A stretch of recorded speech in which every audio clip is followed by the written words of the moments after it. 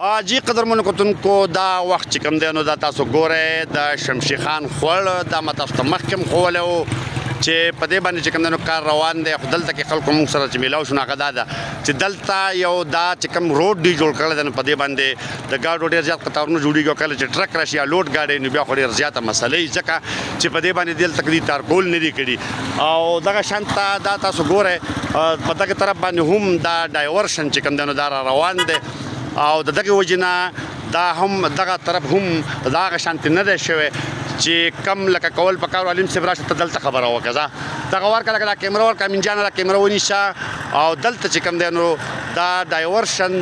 باندې دغه شانته دا غاڼي پراته دي خول دي او د گاډو قطار جوړي خلکو ته تکلیف جوړ دي هغه ورته چې کم دی نو کم پلر چې دي هغه تیار شوی دي او دا ون سپین پل دی او په می کې په دې باندې کار شروع شو اوس دغه خط روان دی شمشي خان خول چې دا یو ډیر انتهایی اهم د خلکو د مسلو دا وو دا موږ سره مقامی جرنالست ولال د حلیم صاحب تاسو وایي دا څنګه تاسو وینئ دا د تالاش خوړ مشهور خوړ دی او مشهور په دې دی چې کله به نیمه ګنټه باران په برسات کې وشو په پشکال کې نو 4 ګنټې 15 ګنټې به دا بیا په دې باندې ټرافیک بند او دا یوازې د تالاش خوړ نه دی بلکې د اپر دیر چترال بجوړ د افغانستان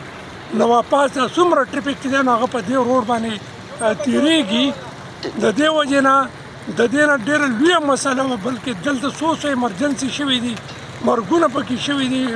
سیلاب به راغی هغې به ګاډي وارتېلل او دا داسې واقعې په ماضي کې ډېرې زیاتې راغلي دي بیا کله چې د پی ډي ایم د حکومت راغی نو هغې دلته کې دا پل منظور کړو په مۍ کې په دې پل باندې کار شروع شوی دی او دا د 10 کروڑ لکو یو منصوبه ده او هغه تاسو وینئ چې هغه منصوبه په هغې باندې کار دومره سلو دی چې 8 میاشتې وشولې او دا یو سپین پل دی او دا له اوسه پورې کمپلیټ نه شو نو د هغې له وجې نه ګورئ دا ډایورژن ورکړی دی په دې ځای باندې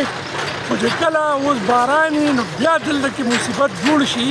او دلته کې بیا دا ټرافیک جام شي نو هغه زړه مسله بیا هم د تیر په شکال کې خو خلکو بیا د پی ډي ایم حکومت ته خیرې کولې چې د دې نه خو هغه زوړ شی ښه و او مخکې دا پر شو مخکې پر شو نو لږ ساعتې به پې سیلاب اوبه وې بیا به ټرافیک کولاو شو اوس څه کال یې داسې وه چې څه کال به کله باران وشو نو بیا به 10 ګنټې 12 ګنټې